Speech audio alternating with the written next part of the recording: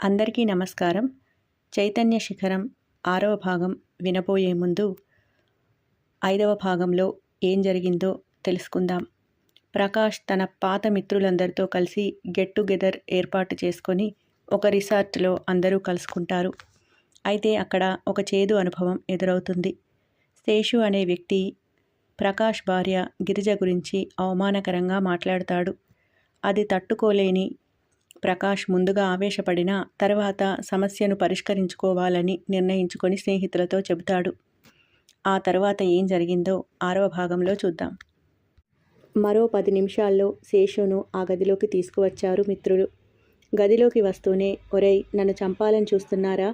ఎందుకు తీసుకొచ్చారు నన్ను ఇక్కడికి? భయంగా అన్నాడు శేషు. ఊరికే మాట్లాడాలని పిలిచాం, కూర్చో అన్నాడు ఈశ్వర్. నేను అందుకే ఈ డబ్బున్న వాళ్లను నమ్మను. ముందు రాకూడదనే అనుకున్నాను. కానీ మన వాళ్ళంతా వస్తున్నారని, అందరినీ కలవచ్చని వచ్చాను గాని ఇలా మీ చేతుల్లో పడతానని అనుకోలేదు, కోపంగా ఏడుస్తూ అన్నాడు. మరి అంత నమ్మని వాడివి ఇటువంటి మాటలు ఎందుకు మాట్లాడావు? ఆ అమ్మాయి భర్త ముందరే ఇష్టం వచ్చినట్టు మాట్లాడితే ఊరుకుంటారా? ఆ మాత్రం కూడా తెలియకపోతే ఇలాగే ఉంటుంది మరి, సీరియస్గా అన్నాడు శ్రీనివాస్.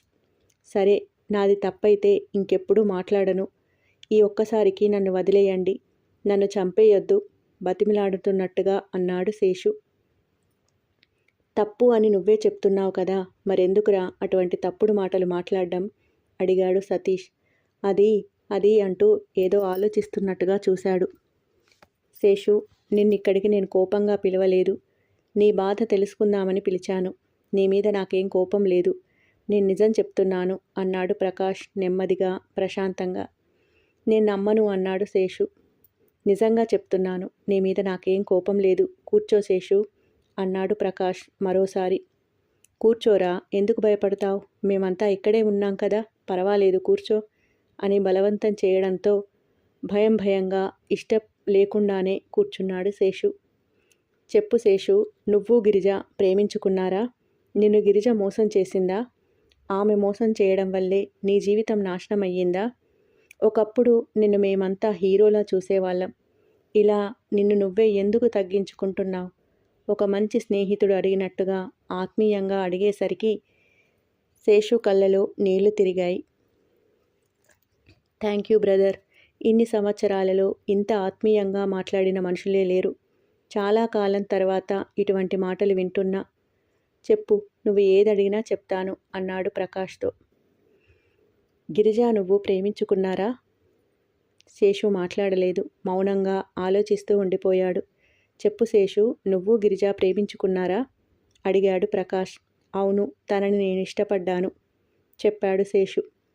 ఆమె నిన్ను ఇష్టపడిందా? అడిగాడు ప్రకాష్. ఇష్టపడినట్టుగానే నాకు అనిపించడం కాదు, నన్ను నమ్మించింది చెప్పాడు. నమ్మించడం అంటే ఏం చేసింది? అడిగాడు ప్రకాష్. అప్పట్లో నేను కాలేజీలో హీరోలా ఉండేవాడిని. కామన్గానే కాస్త పొగరు ఉండేది. నా వెంటపడే అమ్మాయిలను నేను కేర్ చేసేవాడిని కాదు. అదే హీరోయిజంలా ఫీల్ అయ్యేవాడిని. ఆ సమయంలో జూనియర్గా పరిచయం చేసుకొని నాతో రోజూ మాట్లాడేది గిరిజ. చాలా విషయాలు షేర్ చేసుకునేది. ఆమెతో స్నేహం నాకు ఎంతో ఇష్టంగా ఉండేది. క్రమంగా ఆమె అందాన్ని ఆరాధిస్తూ ఆమె స్నేహానికి బానిసగా మారిపోయాను. తను నన్ను ప్రేమిస్తున్నాను అనే మాట ఎప్పుడు చెబుతుందా అని ఎదురు చూస్తూ ఉండిపోయాను. ఎన్నో కలలు కన్నాను. మన ఇద్దరి అభిప్రాయాలు ఒకటే అని, మీ జీవిత భాగస్వామి అదృష్టవంతురాలు అని, మీలాంటి అబ్బాయినే నేను పెళ్లి చేసుకుంటాను అని చాలా తెలివిగా మాట్లాడేది. ఆమెకు ఎలా ఉండేదో గాని నేనైతే గాలిలో తేలిపోయేవాడిని. ఆమె మాటలు విన్న తర్వాత తన మనసులో నన్ను ఇష్టపడుతోంది కానీ ఆడపిల్ల కాబట్టి బయటపడడం లేదు అనుకున్నాను. ఒకరోజు ధైర్యం చేసి నేనే నా మనసులో మాట చెప్పాను. ఆ మాట వినగానే ఇటువంటివి నాకు నచ్చదు, మీరంటే నాకు అటువంటి అభిప్రాయం లేదు అనేసింది. ఇకపైన నాతో మాట్లాడొద్దు అని కూడా చెప్పేసింది. హఠాత్తుగా నన్ను వదిలేసి మరొక వ్యక్తితో కనిపించడం మొదలుపెట్టింది. నేను వెళ్ళి కలవాలనుకున్నా తప్పించుకోవడానికి చూసేది. ఉండబట్టలేక ఒకరోజు నిలదీశాను, ఎందుకు దూరంగా వెళ్ళిపోతున్నావని. దగ్గరవడం ఇష్టం లేక అని నా మొహం మీదే చెప్పేసింది. అది ముందుగా తెలియదా అని అడిగితే, నిజంగా నాకు తెలియదు. నాకు ప్రేమ, పెళ్ళి అనేది ఇష్టం లేదు. నేను జీవితంలో పెళ్ళే చేసుకోను. నాకు మగవాళ్ళంటేనే నచ్చదు అని చెప్పేసింది. అటువంటప్పుడు మరో మగవాడితో ఎందుకు క్లోజ్గా ఉంటున్నావు అని అడిగితే, అది అడగడానికి నువ్వెవరు అంది. కొన్ని రోజుల క్రితం నేనే బెస్ట్ ఫ్రెండ్ని అని, అమ్మాయిలతో చెప్పుకునే విషయాలు కూడా మీతో చెప్తున్నాను అని అంత దగ్గరగా వచ్చిన అమ్మాయి సడన్గా నువ్వెవరు అనేసరికి నేను తట్టుకోలేకపోయాను. ఒకరోజు కాలేజీ గార్డెన్లో ఒంటరిగా ఉండడం చూసి దగ్గరికి వెళ్ళాను. ఎందుకో తను ఎంత తిట్టినా, ఎంత తిరస్కరించినా ఆమెనే తలుచుకుంటూ ఉండే నాకు ఒంటరిగా కనిపించేసరికి నాలోని మగవాడు మేల్కొన్నాడు. విచక్షణ మరిచి ఆమెను బలవంతంగా హత్తుకున్నాను. నా చెంప పేలిపోయింది. కాలేజ్ నుండి సస్పెండ్ చేశారు. నన్ను రౌడీ అని, అమ్మాయిలు కనిపిస్తే చులకనగా చూస్తానని ముద్ర వేశారు. చదువు డిస్టర్బ్ అయింది. తాగుడుకు బానిసయ్యాను. ఇంటా బయట చులకనైపోయాను. చెప్పు బ్రదర్, నేను చేసిన తప్పేంటి? నేను మోసపోయానా లేదా? గిరిజ నన్ను మోసం చేసిందా లేదా? ఆవేశంగా అడిగాడు శేషు. తను నిన్ను మంచి స్నేహితుడిలా మాత్రమే చూసిందేమో. నువ్వే ఎక్కువగా ఊహించుకొని ఉండొచ్చు కదా అడిగాడు శ్రీనివాస్. సరే అయితే మరొక మగాడి జీవితంలోకి ఎందుకు వెళ్ళింది? అతన్ని ఎందుకు నాశనం చేసింది అడిగాడు శేషు. సరే మరి, అదే అమ్మాయి నన్ను ప్రేమించింది. అమ్మా నాన్నలను ఎదిరించి పెళ్లి చేసుకుంది. మంచి భార్యగా, కోడలిగా, ఒక బిడ్డకు తల్లిగా, వందలాది అభాగ్యులకు ప్రేమను పంచే మానవతామూర్తిగా ఇప్పుడు నా జీవితంలో స్థిరపడింది. నాకు ఆమె విషయంలో ఎప్పుడూ ఏ చిన్న తప్పు కనిపించలేదు. నువ్వే ఏదైనా అపోహపడ్డావేమో ఆలోచించు అన్నాడు ప్రకాష్. లేదు, తను మరొక అబ్బాయిని కూడా అలాగే చేసింది. వాడు ఆత్మహత్య చేసుకున్నాడు. ఇద్దరి జీవితాలను నాశనం చేసిన తను మాత్రం ఒక ధనవంతుడి భార్యగా కులుకుతోంది.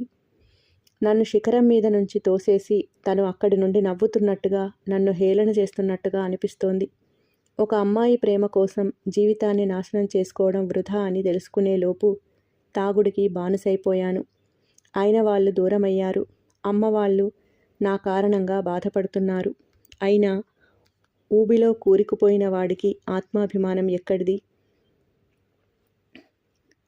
అయినా ఏదో ఇలా బతుకుతున్నాను హీనస్వరంతో చెప్పాడు శేషు.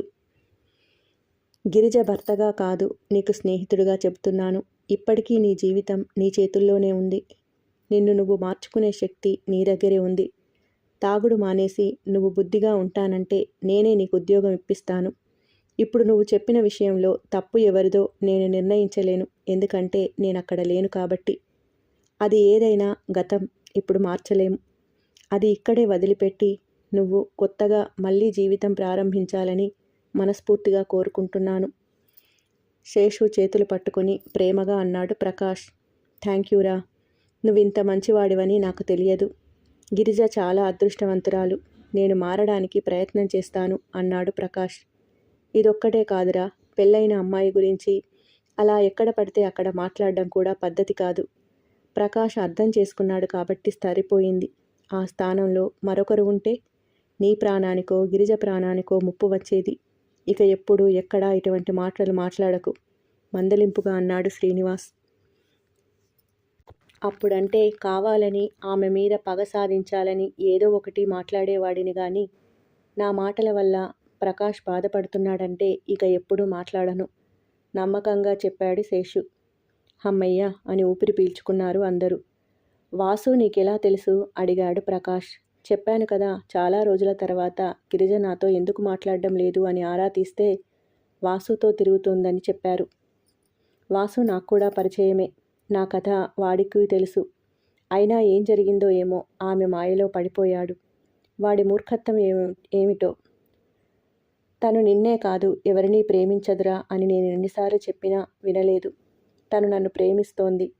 నేనంటే తనకి ఇష్టం. ఈ విషయం నాకు తెలుసు అని వాడి పుస్తకాల భాషలో మాట్లాడేవాడు. పైగా ప్రేమిస్తున్నానని నా నోటితో చెప్పను, తన నోటితోనే చెప్పిస్తాను అని నాతో ఛాలెంజ్ చేశాడు. వాడి మాటలు, వాడి సంతోషం చూస్తే నాకైతే గట్టిగా అనిపించేది ఆ గిరిజ ఒక మాయలాడి అని. మాటలతోనే మత్తుమందు జల్లి మగవాళ్లను బానిసలుగా మార్చుకోవడం ఏ గురువు దగ్గర నేర్చుకుందో అని. తర్వాత ఏం జరిగింది? ఆసక్తిగా అడిగాడు ప్రకాష్. ఏముంది, ఓ ఏడాది వాడితో ఉండి మళ్ళీ నీతో కలిసింది. ఆ విషయం తెలిసి వాడు జీర్ణించుకోలేకపోయాడు. చివరికి ఆత్మహత్య చేసుకున్నాడు. అప్పుడు నువ్వు మోసపోయే మరో వ్యక్తివి అవుతావు అనుకున్నాను. కానీ నువ్వు మాయలో పడ్డావో పడేశావో గాని మీ బంధం వివాహమైంది. మేము మోసపోయిన పిచ్చివాళ్ళం అయిపోయాం చెప్పాడు శేషు. మూర్ఖంగా మాట్లాడకురా. పదే పదే మోసం చేసింది అనే మాట అనకు. తనేమీ నిన్ను పెళ్లి చేసుకుంటానని చెప్పలేదు.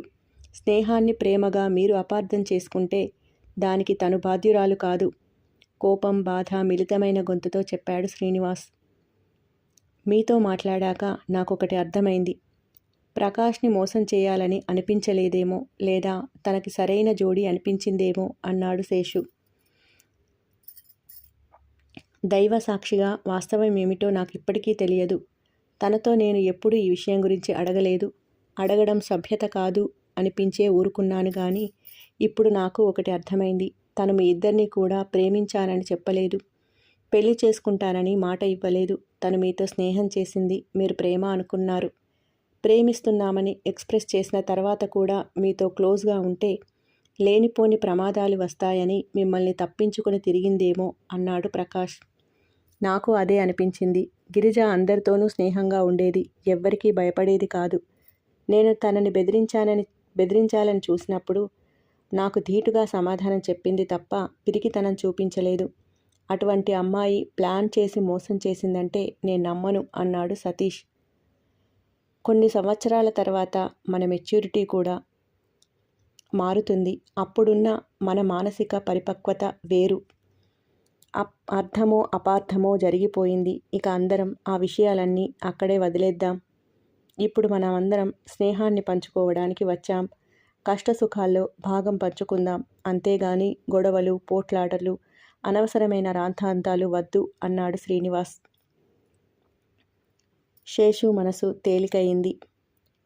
ప్రకాష్ మనసు భారమయ్యింది. గిరిజ తప్పు చేసిందో ఒప్పు చేసిందో గాని ఆ స్థానంలో వేరే ఎవరైనా ఉంటే మనసుకు ఇంత వేదన ఉండేది కాదేమో అనిపించింది ప్రకాష్కి. కానీ స్నేహితుల ముందు తన బాధ బయటపడకుండా చాలా జాగ్రత్త పడ్డాడు. 2 రోజులు హాయిగా గడిచిపోయాయి. ఈ కలయిక సతీష్ని, ఈశ్వర్ని, మిగతా మిత్రులను కూడా దగ్గర చేయడం సంతోషంగా అనిపించింది శ్రీనివాస్, ప్రకాష్లకు. పార్టీ ముగించుకొని ఇంటికి వచ్చేసరికి గిరిజ ఎదురు చూస్తోంది ప్రకాష్ రాక కోసం. ఎలా జరిగింది మీ పార్టీ? ఎవరెవరు కలిశారు? ఏం చేశారు? అంటూ రాగానే అడగడం మొదలుపెట్టింది. ఆ ప్రశ్నలతో ప్రకాష్ మనసంతా కల్లోలం అయిపోయింది. ఏముంది, అందరం కలిశాం, కబుర్లు చెప్పుకున్నాం, ఎంజాయ్ చేశాం అన్నాడు. వెళ్ళేటప్పుడు ఉన్న ఉత్సాహం వచ్చినప్పుడు లేదేంటి అనుకుంది. ఆ రోజు రాత్రి కూడా గదిలోకి రాకుండా ఆఫీస్ రూమ్లో ఉన్నాడు. ఏంటండి ఈ టైంలో కూడా వర్క్? ఈరోజు ఇక్కడేనా మీ పడక అని అడిగిన గిరిజతో 2 రోజులు లేను కదా, కాస్త వర్క్ ఎక్కువగా ఉంది, నువ్వెళ్ళి పడుకో అన్నాడు గంభీరంగా. ప్రకాష్ ప్రవర్తనకు ఆశ్చర్యపోయింది గిరిజ. వెళ్ళేటప్పుడు తనని వదలలేక వెళ్ళిన మనిషి రాగానే తనని అల్లుకుపోతాడని, 2 రోజుల దూరాన్ని తన ప్రేమతో కరిగిస్తాడని అనుకుంటే అందుకు పూర్తిగా విరుద్ధంగా ఉంది ఇతని ప్రవర్తన అనుకుంది. కలలు కల్లలైపోగా నీరసం, నిరాశ ఆవహించాయి. కాస్త అల్లరి చేద్దామన్నా ప్రకాష్ గంభీరమైన మొహం చూస్తే భయం వేసింది. కాసేపు అక్కడే నిలబడి బయటకు నడిచింది గిరిజ. ఎరుపు రంగు చుక్కలున్న తెల్లని చీరతో, జడలో మల్లెపూల మాలతో నెమ్మదిగా, నిరాశగా కదిలి వెళ్తున్న ఆమెను చూస్తే మనసు ఏదోలా అయిపోయింది ప్రకాష్కి. గిరిజ మాయలు చేస్తుంది అన్నారు. నా మీద ఏ మాయలు చేయడం లేదేంటి? నేను దూరంగా ఉండమంటే ఉండిపోతుంది. దగ్గరికి వస్తే ఏ సంశయాలు, అనుమానాలు లేకుండా అల్లుకుపోతుంది. ఈ 6 ఏళ్ల సంసారంలో అహంకారంగా తను ఎప్పుడూ ప్రవర్తించలేదు. ఇలా తప్పులు కనిపించకుండా నన్నేమైనా మాయ చేస్తోందా? ఆలోచనలతో బుర్ర వేడెక్కుతుంటే కుర్చీలోంచి లేచి అక్కడే ఉన్న సోఫాలో పడుకున్నాడు. కాసేపటికి అక్కడికి వచ్చిన గిరిజ లైట్ ఆర్పేసి దుప్పటి తెచ్చి అతనిపై నిండుగా కప్పేసి తలుపులు దగ్గరగా వేసి వెళ్ళిపోయింది. అదంతా కళ్ళు మూసుకొనే గమనిస్తున్న ప్రకాష్కి గిల్టీగా అనిపించింది. అక్కడ శేషుని తెగ మోటివేట్ చేసి ఇక్కడ నేను చేస్తున్నదేమిటి? అందరితోనూ గతం మర్చిపోమని చెబుతూ నేనదే గతంలో తచ్చాడుతున్నాను. భగవంతుడా, ఏమిటి నాకీ పరీక్ష? ఏమిటి అశాంతి, అలజడి అనుకున్నాడు మనసులో. తెల్లవారి లేచాక గిరిజ వైపు సూటిగా చూసేందుకు ఇబ్బందిగా అనిపించింది. కానీ నిన్నటిని ఏమీ పట్టించుకోనట్టుగా రాత్రి బాగా నిద్ర పట్టిందా? అడిగింది గిరిజ. ఆ అన్నాడు. గిరిజకి కూడా ప్రకాష్ వింత ప్రవర్తన గురించి అడగాలి అనిపించినా వెళ్ళిన దగ్గర ఏం జరిగిందో అనుకుని ఊరుకుంది. 2-3 రోజులైనా ప్రకాష్లో అదే వైఖరి గమనించిన గిరిజ శ్రీనివాస్ ద్వారా ఏమైనా తెలుస్తుందో అని ఫోన్ చేస్తే లత ఫోన్ లిఫ్ట్ చేసి శ్రీనివాస్ బయటకు వెళ్ళాడు అని చెప్పింది. అంతకుముందు లతకు గిరిజ అంటే మంచి అభిప్రాయం లేకపోయినా ఈ మధ్య శ్రీనివాస్ మాటల్లో గిరిజ వ్యక్తిత్వం గురించి, మంచితనం గురించి తరచూ చెబుతూ ఉండడం వల్ల ఆమె పట్ల మునుపటి భావన తొలగిపోయి స్నేహపూర్వకంగా మాట్లాడింది. ఆ మాటల సందర్భంలోనే గిరిజ లతను తమ ఇంటికి ఆహ్వానించింది. తప్పకుండా వస్తాను అని చెప్పి మర్నాడు గిరిజను కలవడానికి వచ్చింది లత. ఎంతో ప్రేమగా పలకరించి ఇదివరకు ఎప్పుడూ పరిచయం ఉన్నట్టే ఆత్మీయంగా మాట్లాడుతున్న గిరిజలో ఆస్తిపరుల కోడలు, ధనవంతుడి భార్య అనే గర్వం కాస్తైనా కనిపించలేదు లతకు. అంతకుముందు భర్త మాటల్లో గిరిజ గురించి చెడుగా విన్న మాటలన్నీ ఎవరో సృష్టించిన కథలుగానే కనిపించాయి లతకు. కొద్ది సమయంలోనే ఒక ఆత్మీయమైన మిత్రులాన్ని కలుసుకున్న భావన కలిగింది లతకు. ముఖ్యంగా చైతన్య నిలయానికి తీసుకువెళ్ళి అక్కడి వృద్ధులను, పిల్లలను పరిచయం చేస్తున్నప్పుడు వారి యోగక్షేమాలను కనుక్కుంటూ పనులను పురమాయిస్తూ వారితో ప్రేమగా మసలుకొంటున్న గిరిజను చూస్తే గౌరవభావం కలిగింది. గిరిజతో డైరెక్ట్గానే చెప్పేసింది. మిమ్మల్ని కలుసుకొని నేను చాలా మంచి పని చేశాను. ఒక మంచి స్నేహితురాలిని పొందడం అదృష్టంగా భావిస్తున్నాను అన్నది. గిరిజకు కూడా లతను చూస్తే కల్మషం లేని మనస్తత్వం, శ్రీనివాస్కి తగిన భార్య అనిపించింది. అంతా బాగుంది కానీ మిమ్మల్ని అని అనడమే బాగాలేదు. మన మధ్య వయస్సు తారతమ్యం లేదు. నన్ను గిరిజ అని పిలిస్తే సంతోషిస్తాను అంది గిరిజ. థ్యాంక్స్ గిరిజ, తప్పకుండా. స్నేహితులుగా మారాక ఇటువంటివి ఉండకూడదు అంటూ ప్రేమగా హత్తుకుంది లత. నిజానికి నేను చాలా డిస్టర్బ్గా ఉన్నాను లత. నా మనసేమీ బాగాలేదు. శ్రీనివాస్కి బదులు నువ్వు ఫోన్ లిఫ్ట్ చేసినప్పుడు ఏం మాట్లాడాలో అర్థం కాలేదు కానీ ఇప్పుడు అనిపిస్తోంది మనం కలుసుకోవడానికి మార్గం అదే అయ్యింది. నన్ను దిగులు నుండి కుదుటపడేలా చేసింది నువ్వే. నేనే నీకు థ్యాంక్స్ చెప్పాలి అంది గిరిజ. దిగులా? నిజంగానా? అయ్యో, నేను గుర్తించలేదు. ఎందుకు, ఏమైంది? ఆత్రంగా అడిగింది లత. నా సమస్య ఏమిటో నాకే అర్థం కావడం లేదు. ఎలా చెప్పాలో కూడా తెలియట్లేదు బాధగా అంది గిరిజ. అదేంటో నేను తెలుసుకోవచ్చా? చెప్తాను. ఈ విషయం గురించే నేను శ్రీనివాస్కి ఫోన్ చేశాను. అలాగా? మొన్న ఫ్రెండ్స్ అందరూ ఒకచోట కలుసుకొని పాత జ్ఞాపకాలను మరోసారి తడిమి అందరూ సంతోషంగా తిరిగి వస్తారు అనుకున్నాను. కానీ అక్కడేం జరిగిందో తెలియదు. వచ్చినప్పటి నుండి డల్గా ఉంటున్నాడు ప్రకాష్. నాతో సరిగ్గా మాట్లాడడం లేదు. కారణం ఏమిటో తెలుసుకోవాలని ప్రయత్నించినా సమాధానం చెప్పడం లేదు. మరి అక్కడేమైనా గొడవ జరిగిందా? ఎందుకు ఆయన అలా ఉన్నారు? ఒకవేళ జరిగినా నాతో చెప్తే ఏమైంది? అడిగితే చెప్పడం లేదు. కళ్ళలో నీళ్లు తిరుగుతుండగా అంది గిరిజ. అలాగా, ఈ విషయం నాకు తెలియదు. ఆయన నార్మల్గానే ఉన్నారు. పార్టీ బాగా ఎంజాయ్ చేశామని చెప్పారు. గొడవ ఏదైనా జరిగితే మీకు చెప్పడానికి అభ్యంతరం ఏముంటుంది? ఇంకేదైనా సమస్య కావచ్చు. నీకు డైరెక్ట్గా చెప్పి డిస్టర్బ్ చేయడం ఎందుకని ఊరుకున్నారేమో అన్నది లత సమాధానపరుస్తూ. చెప్పకపోయినా డిస్టర్బ్ అవుతున్నాను కదా అన్నది గిరిజ. అయితే శ్రీనివాస్ని నేను మరోసారి అడగనా? ఇందుకోసమే గిరిజ ఫోన్ చేశారని చెప్పనా? అడిగింది లత. వద్దు, నేను ఇలా అడిగానని తెలిస్తే ప్రకాష్ వేరేగా అనుకునే ప్రమాదం ఉంది. డైరెక్ట్గా అడగకుండా ఇలా వేరే వాళ్ళని అడగడం పద్ధతి కాదేమో అనుమానంగా అంది గిరిజ. కానీ గిరిజకు తెలియని విషయం ఏమిటంటే శ్రీనివాస్ వచ్చిన వెంటనే భార్యతో జరిగిందంతా చెప్పేశాడు. మనసును బాధపెట్టే ఆ విషయాన్ని చెప్పి గిరిజను మరింత ఆందోళనకు గురి చేయడం ఇష్టం లేక లత తనకు తెలియనట్టే ఉండిపోయింది. ఏదేమైనా ఆ రోజుతో లత, గిరిజ ఇద్దరూ ప్రాణమిత్రులుగా మారిపోయారు.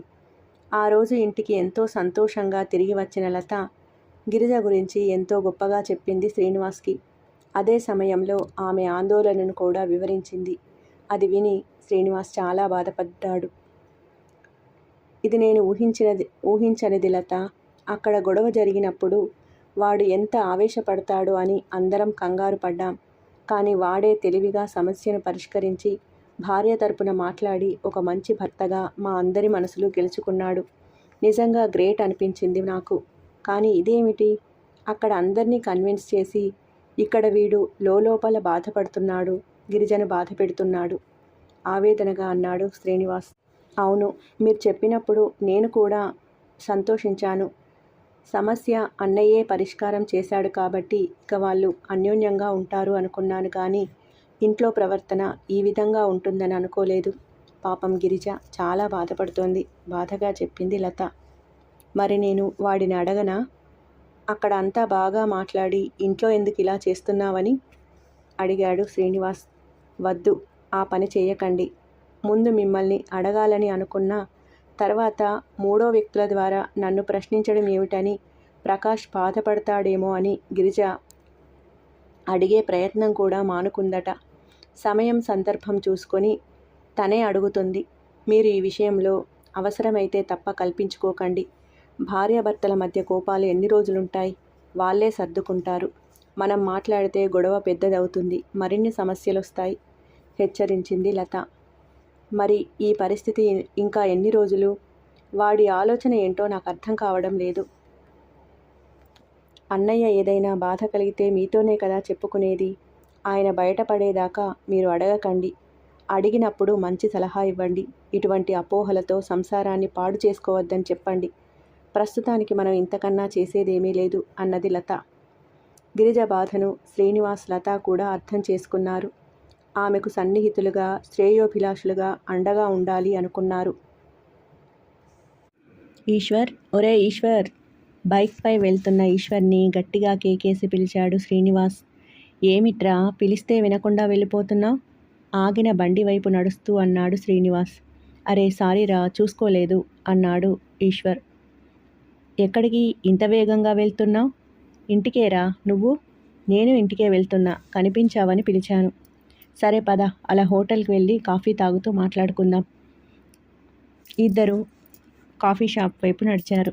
నేనే నీకు ఫోన్ చేద్దామనుకున్నానురా, పనుల్లో పడి మర్చిపోయాను. టేబుల్ ముందర కూర్చుంటూ అన్నాడు శ్రీనివాస్. అవునా? నవ్వుతూ అన్నాడు శ్రీనివాస్. ప్రకాష్ నీకు రోజు కలుస్తూ ఉంటాడా? అడిగాడు ఈశ్వర్. దాదాపు కలుస్తూనే ఉంటా చెప్పాడు శ్రీనివాస్. ఎలా ఉన్నాడు వాడు? శేషుగాడు చేసిన డిస్టర్బెన్స్ చిరాకు పెట్టింది ఆ రోజు. కానీ ప్రకాష్ కన్విన్స్ చేసిన పద్ధతి నాకు బాగా నచ్చింది. వాడితో ఫ్రెండ్షిప్ కంటిన్యూ చేయాలనిపించింది. వీలైతే ఒకసారి కలుద్దామని అనుకున్నాను. కానీ వాడు బిజీ కదా, నిన్ను అడిగితే ఫ్రీ టైంలో వెళ్ళి కలవచ్చని ఫోన్ చేద్దామనుకున్నా. ఈలోగా నువ్వే కలిశావు. నిజమేరా, చాలా మంచివాడు ప్రకాష్. వాడి గురించి ప్రత్యేకంగా చెప్పేదేముంది? మనం చదువుకునే రోజుల్లో ఎలా ఉన్నాడో ఇప్పుడు అలాగే ఉంటాడు. డబ్బుందని అహంకారం మచ్చుకైనా కనిపించదు సంతోషంగా చెప్పాడు శ్రీనివాస్. ఇంతకీ గిరిజ ఎలా ఉంది? వీళ్ళిద్దరూ పెళ్లి చేసుకున్నారనే విషయమే నాకు తెలియదు. తొందరపడి ఆమె గురించి పిచ్చిగా వాగి ఉంటే నా పని కూడా శేషులా అయ్యేది అని తర్వాత అర్థమైంది చెప్పాడు ఈశ్వర్. గిరిజ గురించి నువ్వెందుకు వాగుతావురా? నీకేం పని? కాలేజీ రూమర్స్ గురించి తెలియందేముంది? మనిషికి ఒక పాడు జబ్బు ఉంటుంది కదరా, పక్క వాళ్ళని బ్లేమ్ చేసి ఎంజాయ్ చేయడం అనే జబ్బు నాలో కూడా అప్పుడప్పుడు మేలుకుంటుంది. ఆ మాట్లాడడం వల్ల ఎవరికీ నష్టం లేకుండా జాగ్రత్త పడతాననుకో. ఆ రాక్షసానందం దాదాపు అందరిలో ఉంటుందిలే అన్నాడు ఈశ్వర్. సరే గాని గిరిజను నువ్వెప్పుడైనా కలిశావా? అడిగాడు ఈశ్వర్ మళ్ళీ. ఎందుకు కలవలేదు? చాలాసార్లు కలిశాను వాళ్ళ ఇంట్లో చెప్పాడు శ్రీనివాస్. అప్పటికి ఇప్పటికీ ఏమైనా మార్పు ఉందా, అలాగే ఉందా అడిగాడు ఈశ్వర్. ఎందుకురా గిరిజ గురించి అన్ని వివరాలు అడుగుతున్నావు? కోపంగా అడిగాడు శ్రీనివాస్. కోపం తెచ్చుకోకురా, ప్రత్యేకంగా ఏమీ లేదు, ఒక క్యూరియాసిటీ అంతే అన్నాడు ఈశ్వర్.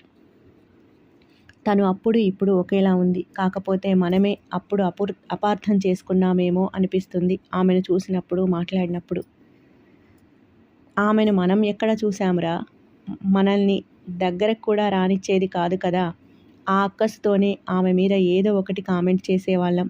ముఖ్యంగా మన విలన్ సతీష్ గాడి అండ చూసుకొని కాస్త ఎక్కువే చేసేవాళ్ళం గానీ, ఎప్పుడైతే వాడి చెంప పగలగొట్టిందో అప్పటి నుండి ఆమె జోలికి వెళ్ళి పరువు తీసుకోవడం ఎందుకని దూరం నుండే పొగరు, వగరు అని కామెంట్ చేసేవాళ్ళం. అవన్నీ అల్లరి చిల్లర రోజులు. తలుచుకుంటే నవ్వొస్తోంది ఇప్పటికీ. గలగల మాట్లాడుతున్నాడు ఈశ్వర్.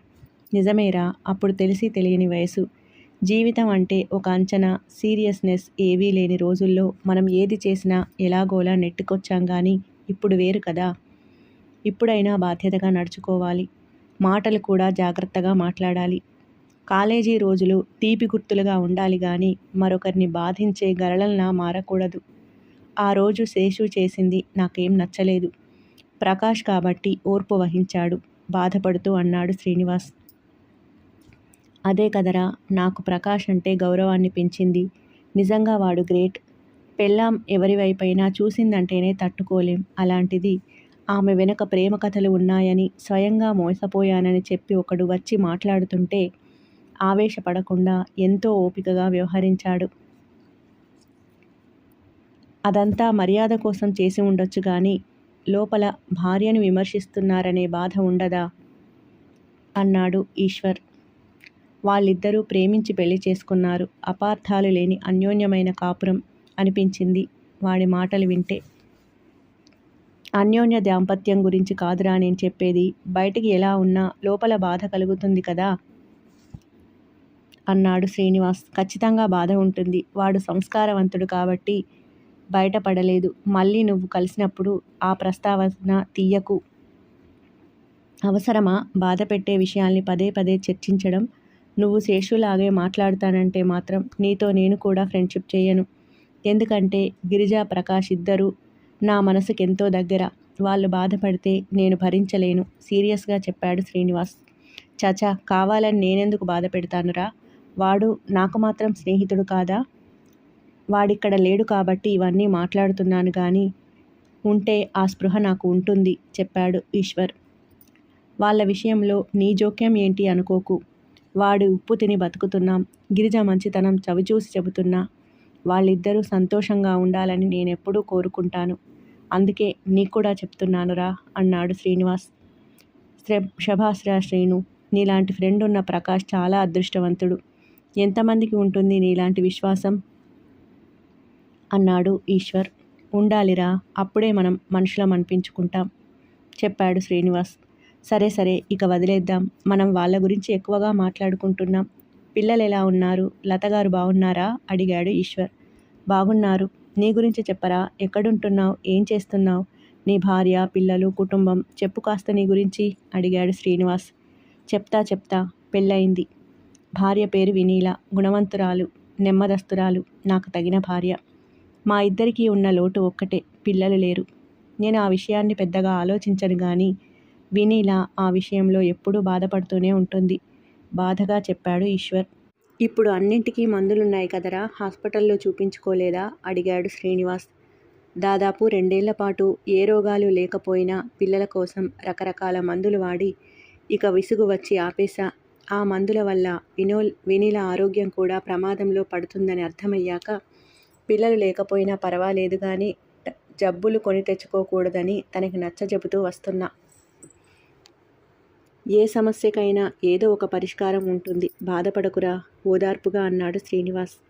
అలా నచ్చజెప్పుకోవడమే గాని మన చేతుల్లో ఏం లేదురా అన్నాడు ఈశ్వర్ బాధగా. వినీల గారిని ఒకసారి మా ఇంటికి తీసుకురా. గిరిజకి కూడా పరిచయం చేయి. ముగ్గురు స్నేహితులైతే కాస్త బాధలను మర్చిపోతారు సలహా ఇచ్చాడు శ్రీనివాస్. అదేరా, నాకు కాస్త జనాల్లో కలవాలని అనిపిస్తోంది. ఇంతకీ లత గురించి గిరిజకు పరిచయమేనా? పరిచయం కాదురా, చాలా క్లోజ్ ఫ్రెండ్స్. మా లతకి గిరిజ అంటే చాలా ఇష్టం. అవునా? అయితే వినీల కూడా ఈజీగానే కలిసిపోతుంది. ఎక్కడికి వెళ్ళినా పిల్లల గురించి అడుగుతున్నారని ఈ మధ్య బయట ఫంక్షన్లకు కూడా వెళ్ళడం మానేసింది. అదేమైనా నేరమా పాపమా అంటే వినదు చెప్పాడు ఈశ్వర్. నీకు మరొక విషయం చెప్పాలి. ప్రకాష్ అమ్మా నాన్నలు వాడి కొడుకు పేరుతో ఒక అనాథాశ్రమాన్ని నడుపుతున్నారు. అందులో అన్ని వ్యవహారాలు గిరిజే చూసుకుంటుంది. ఇటువంటి వాటిల్లో పాల్గొంటే కొన్ని బాధలను మర్చిపోగలుగుతారు. మీ మిస్సెస్కి కూడా ఉపయోగపడుతుందేమో ఆలోచించు అన్నాడు శ్రీనివాస్. సరే చెప్పి చూస్తాను, తన ఇష్టం అని బదులిచ్చాడు ఈశ్వర్. ఈశ్వర్లో ఒకప్పటి పొగరు, మనుషుల పట్ల హేళన తగ్గిపోయాయి. అది చూసి ఆశ్చర్యపడ్డాడు శ్రీనివాస్. బహుశా కొన్ని లోపాలు మనిషిలోని తప్పుల్ని సరిచేస్తాయేమో. 2 ఏళ్ల క్రితం తనని కలిసినప్పుడు ఎంత హేళన చేశాడు. నేను హోటల్ ఓనర్ని, నువ్వేమో ఫ్యాక్టరీ వర్కర్వి అంటూ డాబు దర్పం చూపిస్తూ మాట్లాడాడు. ఇప్పుడు ఆ ప్రస్తావనే తీయలేదు. మంచి మార్పే అనుకున్నాడు శ్రీనివాస్. తరువాత ఏం జరుగుతుందో 7వ భాగంలో చూద్దాం. ఈ కథపైన మీ అభిప్రాయాలను కామెంట్స్ ద్వారా తెలియజేయండి. ఇటువంటి మంచి కథల కోసం, నవలల కోసం ఈ ఛానల్ని సబ్స్క్రైబ్ చేయండి. ధన్యవాదాలు.